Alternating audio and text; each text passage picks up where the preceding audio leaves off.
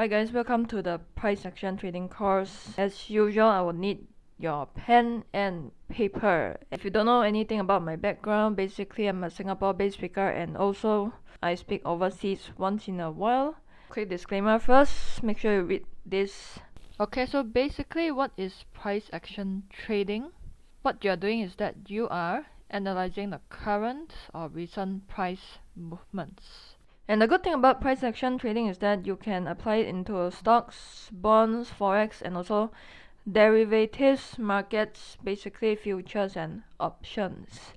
And it's very popular among short-term traders. But with that said, even as a long-term trader, if you use 70 to 80% fundamental analysis, you still need to use technical analysis to spot a better entry point. So there are a lot of indicators that you can pick from, but why is it that price action still works after so many years? Is because most indicators lag behind price. A lot of the indicators, for example, momentum indicators, CCI, RSI, stochastics, all of these indicators, they lag behind price.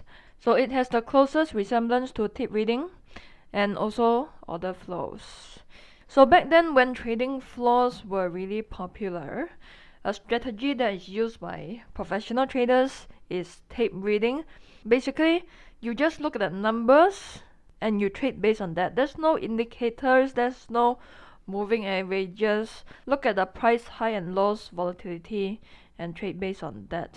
Reason why it works is also because everybody is looking at the same charts, but also there's a downside to this, because if you trade just like everybody else, you will achieve the results that most people achieve, which is lose money. I'm talking about the retail trading world, okay? It's very easy to grasp as compared to if you learn something like MACD. There's like so many components to it. It is a little bit more complicated. And you can use it to time your entries better. Especially if you are using indicators, you can add price action as an additional confirmation. So what constitutes price action? What does price action comprise of?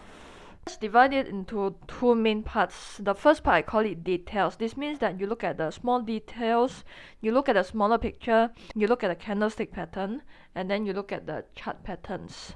On the other hand, you can also look at the market conditions. You gotta check out what is the trend right now. Is it a bullish trend? Is it a bearish trend? Is there no trend at all? And if the price is going sideways, then you need to take note of that, because what you can do is that you can spot potential support and resistance. So when it comes to price action, these are the four main things you need to learn. And of course, there are many tools that you can add to this as well.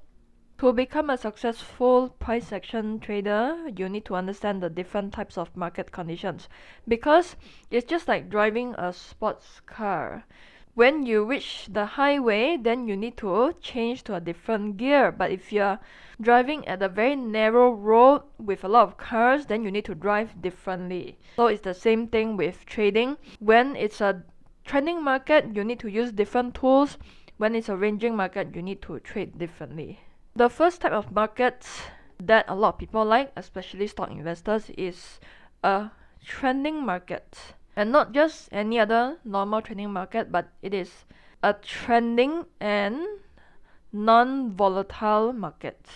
And this type of trend, where it is trending nicely and not volatile, it is the easiest to trade. And not only that, it is the best for beginners to trade. So if you're a trend trader, you're a trend follower, this kind of markets would probably be your favorite. So if you're a gamer, you can say that this is level 1. Then if you become better at your game, then you can trade another type of trading market, but a more volatile trading market.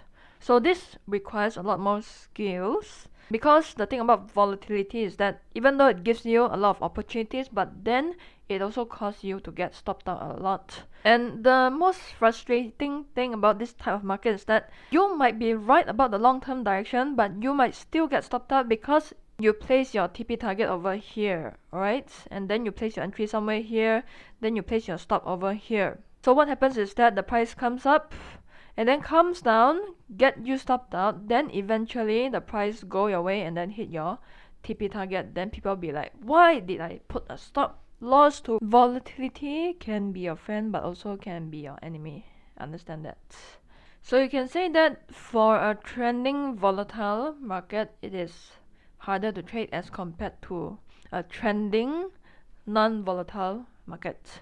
So the next type of market condition, if you to just look at this area over here, this is called a ranging non-volatile market. This means that the market is going sideways and it's not that volatile, it's not that chaotic, and normally this type of market doesn't last very long. But the good thing is that it is easy to trade, especially if you range trade using support resistance. But with that said, if you want to pursue range trading, you gotta be more experienced first. You need to learn trend trading first before you get into learning how to range trade. So the other type of market, I would say one of the most challenging ones is ranging and volatile. So if you trade the range using support resistance, you're going to get a lot of false breakouts. But for the sake of this course, let's put things simple. Let's just look at trends, and to be specific, the more stable trends. Okay, so you can see a bullish trend over here. So there are four main components you need to take note of. The first part over here is a ranging market at the bottom, and this is called the accumulation phase. More on that later. After the accumulation phase, you would have a bullish trend. Okay, so this is the trending phase, and then followed by a ranging market at the top. This is called the distribution phase. Again, more on this later. After the distribution phase, which is a ranging market, and normally it is more volatile as compared to accumulation phase, you would have a bearish market, and then the whole entire cycle repeats again and again. So after the bearish market, then you would have accumulation phase again, then followed by bullish trend. Of course, in the real world, things are not that straightforward. Sometimes you would have a bullish trend and then the market will go sideways, but the ideal trend basically looks something like this. Accumulation phase, a little bit more details about that. It is a ranging market and it occurs at the end of a bearish market. So you can say that it is the start of a bullish market. And during the accumulation phase, you can use range trading or channel trading strategy. And in the context of a stock market, this is where a lot of smart money or smart stock investors, they are going to buy, because accumulation phase occurs at the end of a bearish trend, and hence a lot of stocks are undervalued, just like how the stock market crashed earlier this year in March. So this is where the smart money buy shares, and if you are a currency trader, you pick tops and bottoms. This is also where you can buy, and normally it will consolidate longer as compared to distribution phase. So aside from March 2020 stock market crash, of course another stock market crash that you know is the 2008 stock market crash. So you can see stock market crash over here, and then at the end of 2008 to early 2009, markets went on an accumulation phase. It kind of formed a V shape over here, but overall in the bigger picture, it kind of ranges in this area over here. So the next phase you have is the bull market, bull trending phase, where you make your money after you have went in during the accumulation phase. So some strategies you can implement during this phase is trend trading and also breakout strategies. So a lot of traders, they would use chart patterns. So along the way, maybe they'll find an ascending triangle or a bull flag pattern, and then they trade breakout based on that. So some indicators you can use during this phase: moving averages, trend lines, chart patterns trading. And be careful when you trade in the bull market, because one thing that's going to happen is that a lot of buyers are going to gradually come in as the bull market starts to develop, because it's just like the Bitcoin saga a few years ago. It's like the price is going higher and higher and higher, and then a lot of people feel that, oh my god, I'm missing out on the bull run, and hence a lot of people just follow other people because they don't want to miss out, not because they feel that, oh, Bitcoin, the intrinsic value is a lot higher than this, let me just get in. No, most of those people who went in a few years ago are just scared that they are going to miss out on the profits. So in the stock market, you can see that after every crash, right, you would have a bull market. And again, you see a little bit of accumulation phase over here, and also accumulation over here. This one is a lot shorter. And of course, after that, the market went on a bull run. And one thing you need to know, especially when it comes to stock market, is that bull markets tend to last longer than bear markets. Do you realize that? How long did this bull market last as compared to the crash? How long did this bull market last as compared to this crash over here? Final stage of a bullish trend. So it occurs right at the end of the bullish trend, and this attracts dumb money to buy. So dumb money would come in and buy because they feel that, oh my god, I'm missing out. And then smart money, what do? They sell off their shares because they know that market's going to turn anytime soon, and it is more short-lived as compared to accumulation phase. So the market would range a bit before it breaks down onto a bearish trend. So the break on the downside depends on the duration of consolidation. So there's a general rule that says that, okay, if the market ranges really long, the breakout after that would last a very long time. But if the range only lasts for a short period of time, and if a breakout does happen, the breakout is just going to last for a short time, meaning the trend after that breakout is going to last for a short time. So after a breakout downwards from the distribution phase, you would have another trending phase, which is bear markets. Some people, stock investors, they would buy put options to hedge against their portfolio. Some people would just get out completely.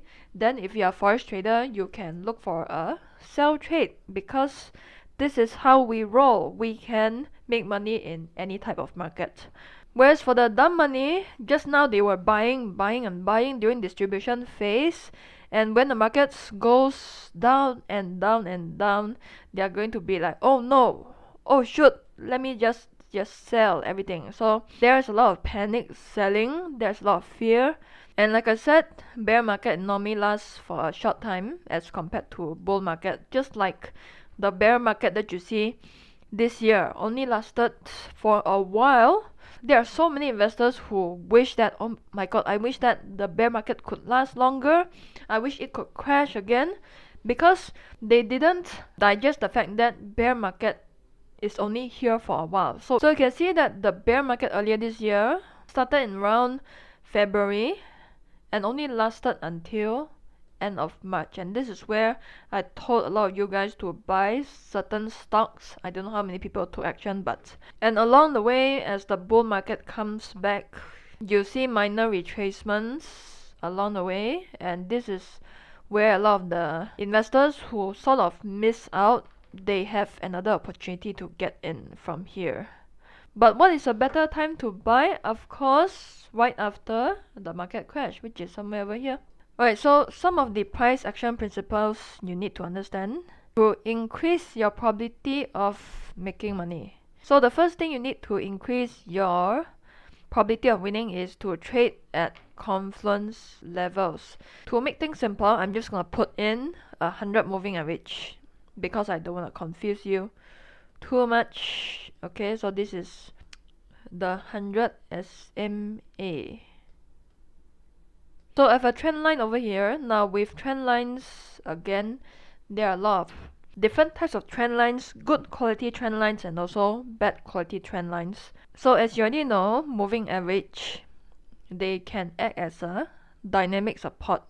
So you can see There are many times where price came down and then bounced off 100 moving average over here and also over here.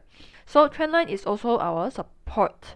If I'm to ask you which floor is stronger, the first one where it only tests moving average, second one where it only tests trend line, third one where it tests both moving average and trend line. Which one is stronger?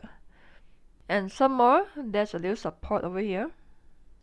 Which one is stronger? 1, 2, or 3? So you already know the answer. You got double layer of flooring, in fact triple layer of flooring support at point number 3. So this is what I mean by confluence level. It means that you have many layers of support or resistance. So if you want to pick a high probability point to enter, point number 3 would be a better place. And to add to your confirmation, what you can do is that you can look at the details. Like I said, what are the candlestick patterns telling you while it tests the confluence level? So for example, over here, it tests your 100 SMA and also test your trend line. You can see that this candlestick over here, it gave you a long lower wick and a small body on top. So if you know how to read candlestick psychology, you know that buyers are in control at this point in time.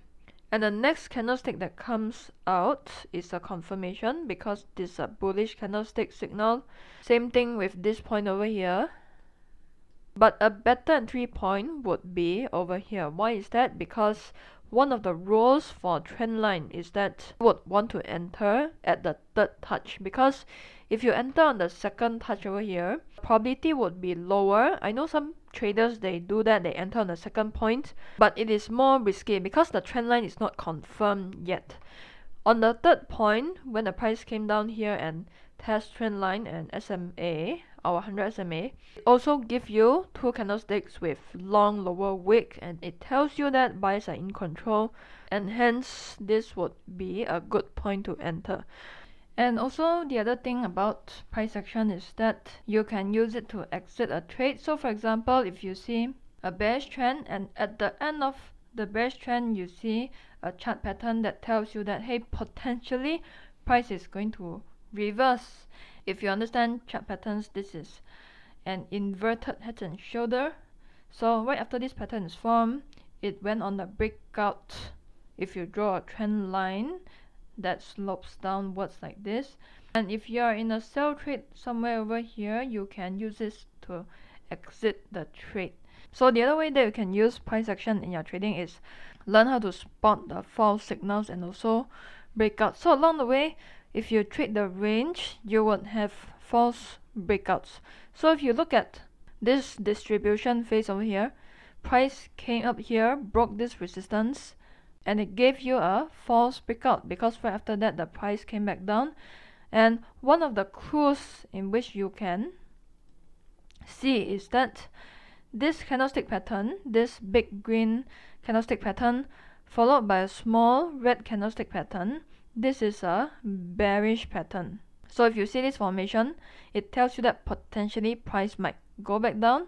It might bounce off from here, but another possibility is that it can go back to the range, and hence this would be the false breakout. So another example, just now we are talking about resistance.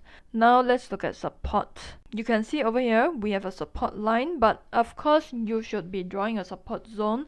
But just to make things simple for you, we have a support line over here, okay? So the price tested this point, this point, this point. And when the price broke this support, you can see a big red candle followed by a small green candle. And if you know candlestick patterns, this is a bullish sign. A big red candle followed by a small green candle. Of course, I would prefer this small green candle to be a little bit smaller. And of course, this is another false breakout that we have. Some people would use price filter, some people would use pip filter, some people would use duration filter, but if you just look at candlestick patterns alone, it can give you a lot of clues. Even over here, red candle followed by a larger green candle, this is a bullish sign.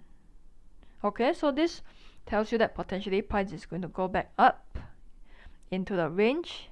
So basically you have two candles, then if the third candle closes above the high of the second candle, then this is a confirmation that this is a false breakout. Same thing with the previous one. When the third candle closes below the low of the second candle, then this is a confirmation that it is a false breakout. Resistance over here, price broke resistance and it forms sort of like a spinning top. Now spinning top doesn't mean anything. That's why you need an additional confirmation in the next candle. So you can see that when the next candle forms, it sort of created a triple candlestick pattern, in which some people will call this an evening star, but it's not perfect. Okay? But the confirmation comes in the third candle. The third candle closes below the low of the second candle. This is a confirmation that this breakout is false. So the third way in which you can use price action, if you're somebody who just use indicators, it doesn't harm you to add price action as a confirmation. So what you can do is that you can look for a bullish candlestick pattern.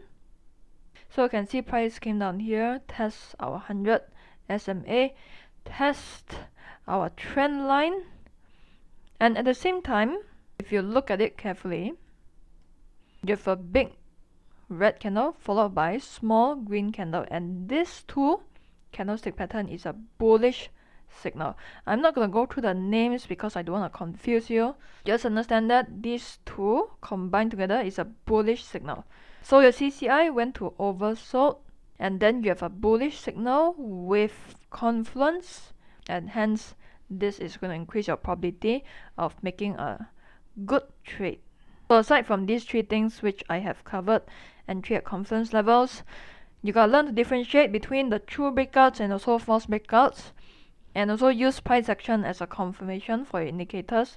Another few ways to increase your probability is to apply it onto higher time frames. If you've been on my channel for quite some time now, you know that the higher time frame signals will very often give you higher probability signals. If the price breaks above trend line on a higher time frame, the breakout is going to be stronger. If a chart pattern is formed in a higher time frame, the chart pattern will have a higher probability of working out. So to further increase your probability, trade it on liquid markets, and also in this case liquid currency pairs. If you're a beginner, trade along with the trend, not against the trend. And make sure you have a simple strategy and follow it with discipline. You can have the best price action trading strategy in the world, but if you don't follow it with discipline, nothing is going to change. So some of the price action tools you can use, aside from candlesticks, you can use support resistance lines. And again, support resistance line is not really a line, but it's more of a zone. And use trend lines, candlestick patterns, high and lows, channels, chart patterns, volatility, and also breakouts. And to make this course simple for you, let's talk about something which is not too complicated. So let's talk about trend lines.